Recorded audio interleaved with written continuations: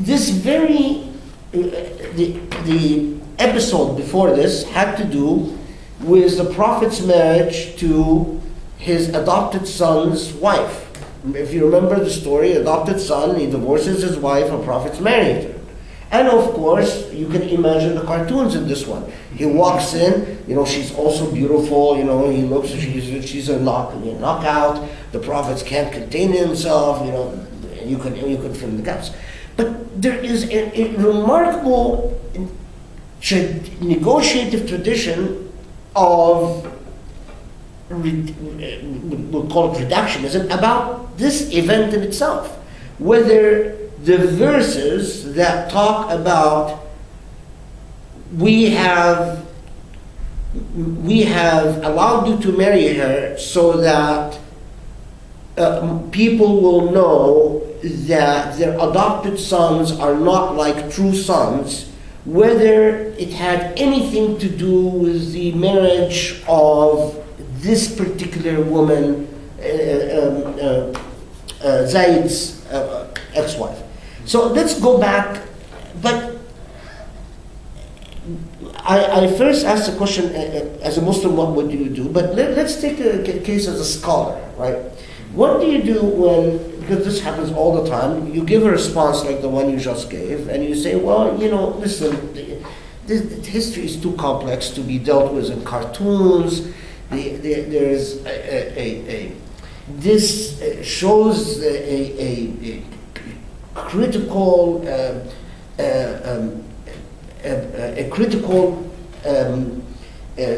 trend or a critical pressure within the Islamic tradition itself. It could have been very easy for the Muslim tradition to anesthetize itself, to so on, so forth, and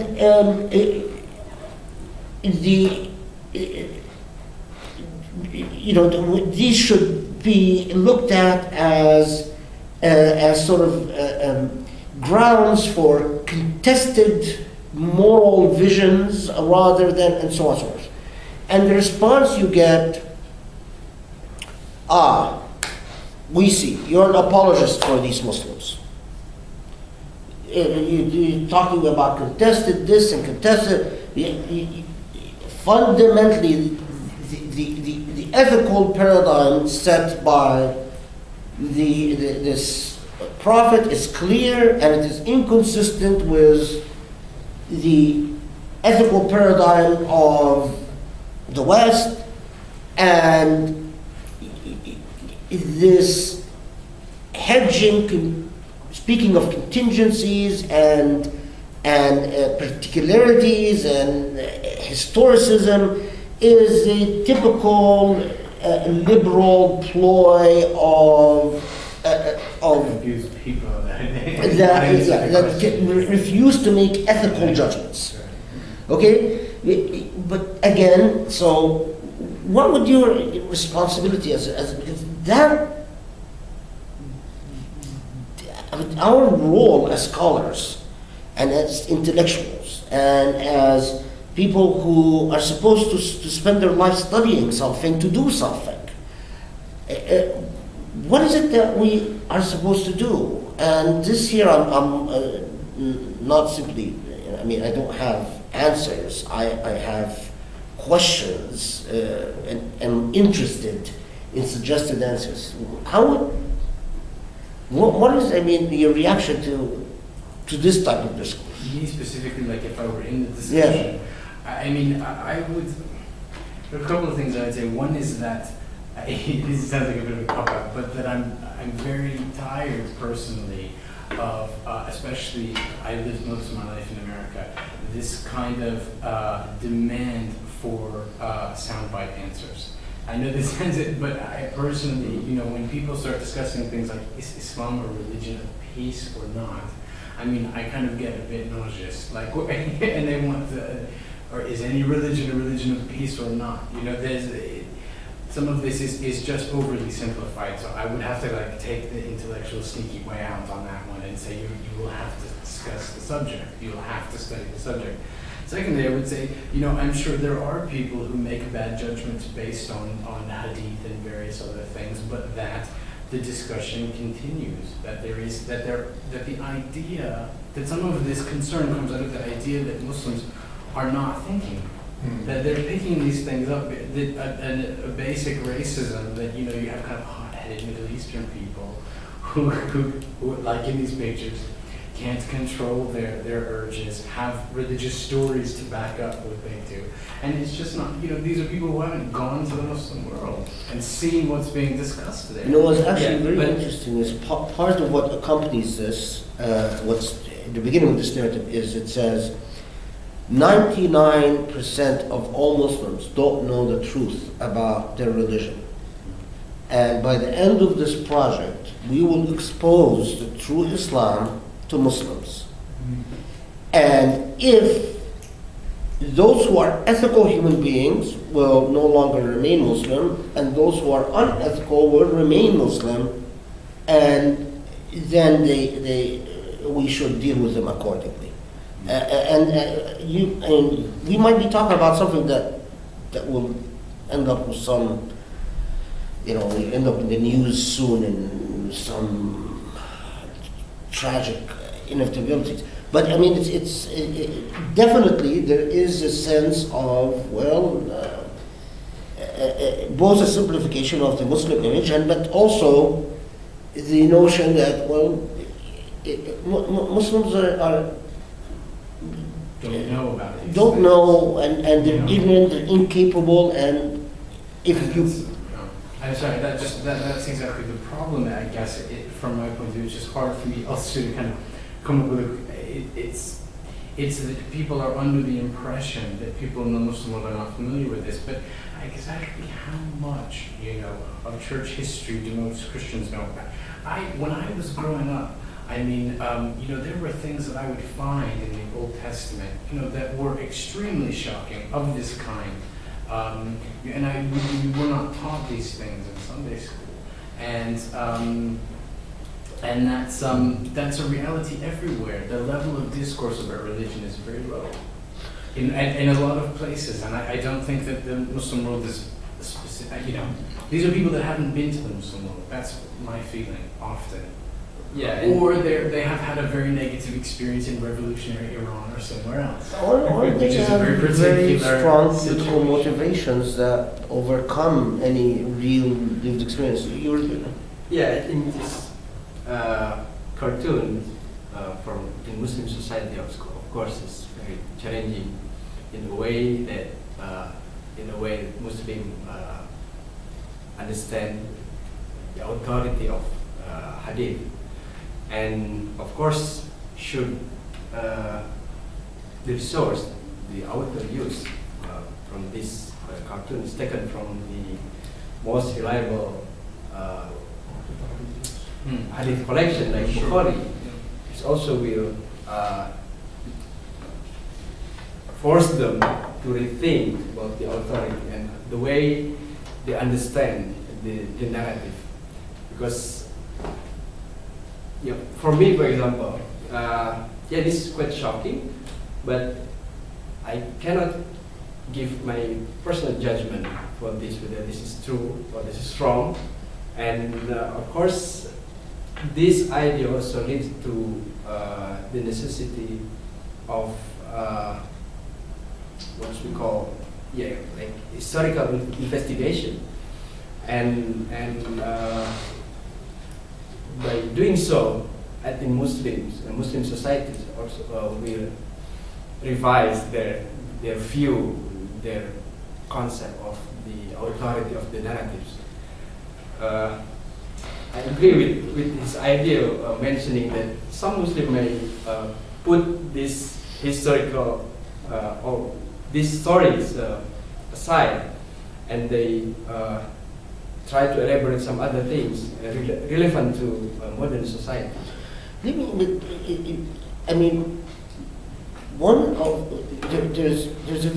at the heart of this is an ethical question, right?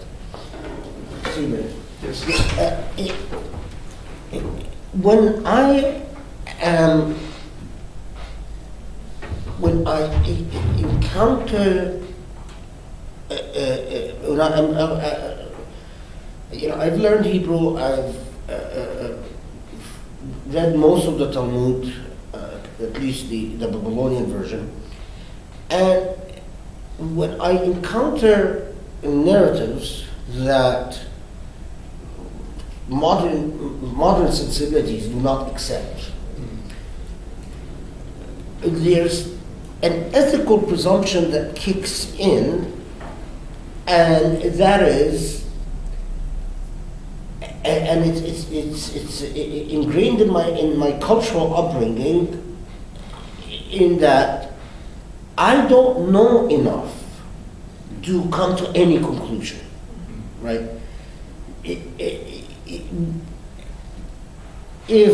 And in every situation where I've tried to follow up on any Talmudic passage and try to follow up on the various rabbinic dynamics that have taken place around this Talmudic passage, you find that it is far more complex than simply reading just a words within a text, right? And I have that attitude in issues involving Christian history or European history or African history. In other words, the reluctance to condemn it is not. There's a difference between ethical relativism, in which you know but you say it's relative, or ethical nihilism, in which you say I don't care, and ethical caution, which is actually, I would argue, is quite an ethical position, in that you know that what differentiates between this, for instance, and Charles Manson, right? And Charles Manson, the famous criminal in the U.S. The difference is Charles Manson, the famous criminal in the United States, no respectable intellects, no towering moral figures have either followed, revered, or admired Charles Manson's heritage. So when I read information about Charles Manson, and it sounds like it's evil to me, I am not reluctant to conclude it's evil, because I am not being arrogant in assuming that since there are not too many people who've seen anything redeeming in the tradition of Charles Manson, that there is nothing redeeming. But when I come to the Hindu tradition, or a Buddhist tradition, or a Christian tradition, or a Jewish tradition, or a Muslim tradition, and I know that there are many intellects that have studied these traditions, honored them, respected them, followed them, loved them, it takes a remarkable act of arrogance to say, I want a soundbite rather than an investigation. I mean, often the investigation, the response of we need to look into the matter, is posed as if it's a cop-out. But my point is, I'm not sure it's a cop-out as much as it's an ethical stance. To say, well, either a sociological assumption, which is very hard to believe in, that it is true that Muslims have no idea about such reports, and so they follow something they don't know. Or they don't want to know. Or they don't want to know. I mean, but that's quite a presumption, because it is challenged by the tendency of these traditions as as you pointed out, to actually be critical of itself. I mean, the fact that they honestly preserved many of the counter-criticisms and many of the tensions and many of the dynamics. So in other words, I have a tradition that is self-critical and self-conscious. And when you have a tradition that is self-critical and self-conscious, it is not easy just to sweep it away as a product of ignorance or a product of stereotypes or a product of assumptions. Now, so the problem, though, is, of course, ethically, those who say, well, before we can condemn millions of people to either ignorance or stupidity or immorality, we need a learned investigation, are often under pressure to do a very unethical act, and that is to judge what they do not know, to render judgment. But I would argue that in modernity, Muslim intellectuals themselves are under that same pressure. In the sense, the reaction of, let's try to imagine what is the reaction of most Muslims to this, okay?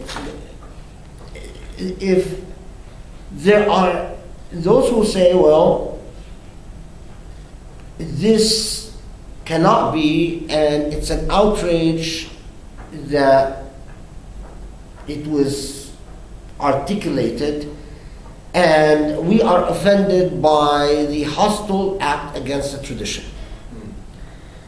Another response will be to say, oh my God, this means we need to rethink our tradition. But both, I am troubled by both. And I'll tell you why I'm troubled by both. Because most of us belong to several civilizational identities, right? Let's take my civilizational identity within the West and as an American.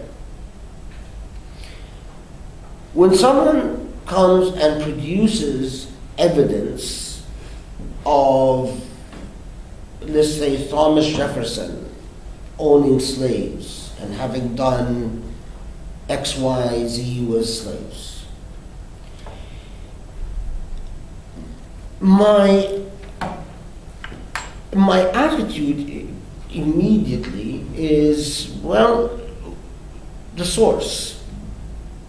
Before it deserves pause, I want to know, is this a serious scholar or a serious source that is bringing forth this information? And so then I might be interested in reading the evidence, or is this one of those pop historians? If, for instance, the source is Bin Laden talking about American history, I think you would think I'm pretty mentally unstable to be bothered by it, right?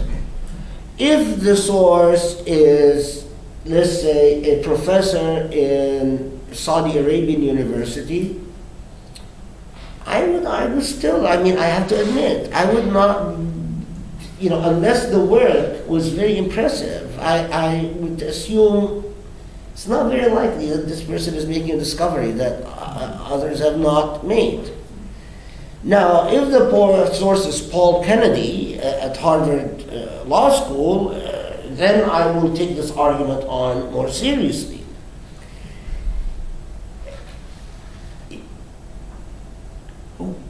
What in our Muslim culture, this seems such an obvious thing, right? It seems like such an obvious point. It's even silly to make.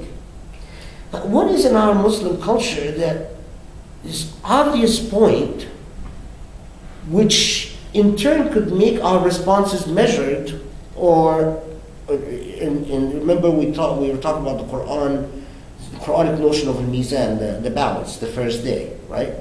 That either could make our responses balanced, measured, or that could make our responses highly reactionary in the sense that they react without foundation.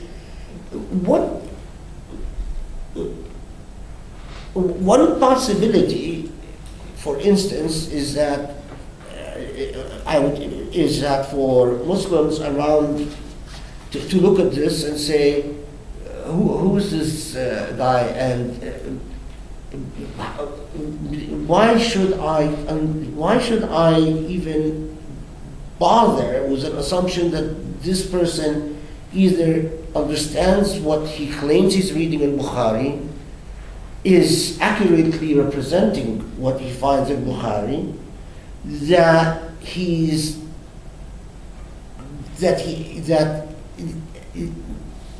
has produced the full story. And I'll tell you something about this particular narrative to demonstrate this point.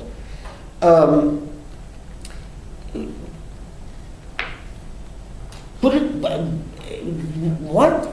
accounts for the type of thing we've seen with the Danish cartoons? I mean, it is quite possible that people would have looked at it and said, stupid.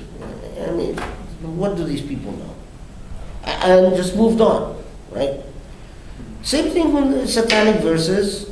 I remember when, Salman Rushdie wrote about it. I said, novelist, he obviously doesn't know much about the discourses on the satanic verses, and I sort of like, I had an attitude of sort of just very simple-minded, and I moved on.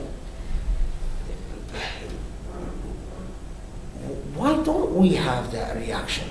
I mean, why is it that this is quite possibly, perhaps even likely, will produce and end up serving the aims of the people who've written it in getting, I mean, the reason this is created is for what? What type of reaction do you think they're hoping for? This was published in Indonesia, actually, in a blog, and then the writing is translated to the Indonesian, but unfortunately the government then banned the blog. It's a WordPress blog, because my friend told me about this website, and he gave me the pictures. Yeah. So you saw these before? Yeah, I saw this before, but then the language is Indonesian, it's not English. Right. Yeah, and then the ban, possibly, but the reactions, I think, is almost the same with possibly the Danish cartoon. And they will defend that no, the hadith will not say nothing like this. And the reaction is almost the same. But I mean, I suspect that the reason this is produced is in the hope that that there will be riots and there will be demonstrations and there will be mass protests, and then you can point out to how alien and different Muslim culture is from the culture of civilized people. I mean, that's the way it's phrased. And we're going to talk in a second an actual example of that. I mean, I'll read you the passages from this book, and the way that in law it's one of the tricks you learn at trial when you want to discredit a witness. You ask questions that are not answerable, that cannot be answered by yes or no. But you know that. At the same time, demand that the witness answer yes or no. The more the witness tries to explain, the more you interrupt and say yes or no. What happens? They become enraged. Yes, they lose their nerve. They look less credible. Exactly. They lose control, and when they lose control, their credibility in front of a jury looks suspect, right? It's a trick. We practice it, we teach it to our students, we do it. And now at the sociological level, I see this as sort of the same type of experiment. But what puzzles me is, I mean, I'm a bit lying, and I'm not puzzled. But what bothers me is how often Muslims fall for it, and the question is why.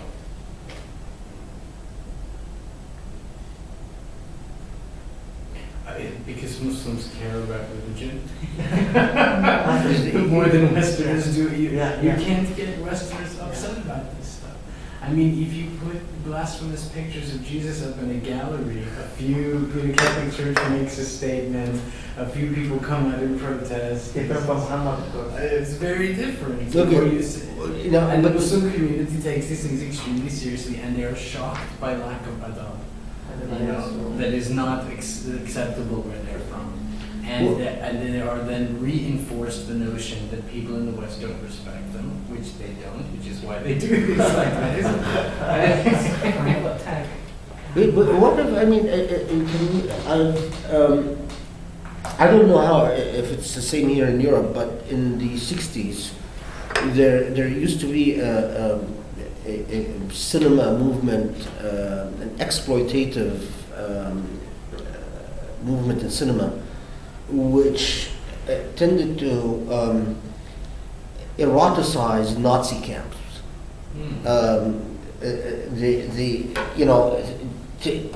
Typical, these movies would have titles like,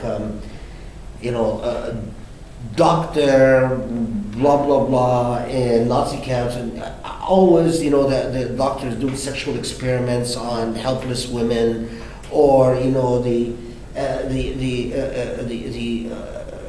women in concentration camps who become sexually submissive in order to survive, and so on and so forth. And quite rightfully, this caused offense, especially now when it's presented. It caused first offense on matters of gender, but that didn't stop these movements, these movies. It actually fired them more. But when these movies started focusing on the victim as particularly Gypsy or Jewish,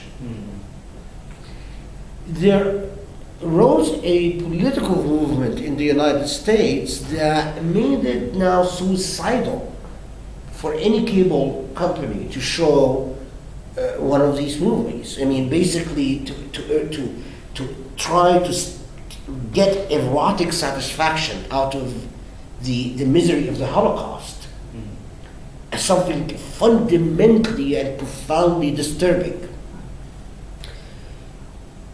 There was similar attempt to get erotic satisfaction out of the rape camps in Bosnia, but that was also, there was enough outrage that, at least in the United States, it was killed off.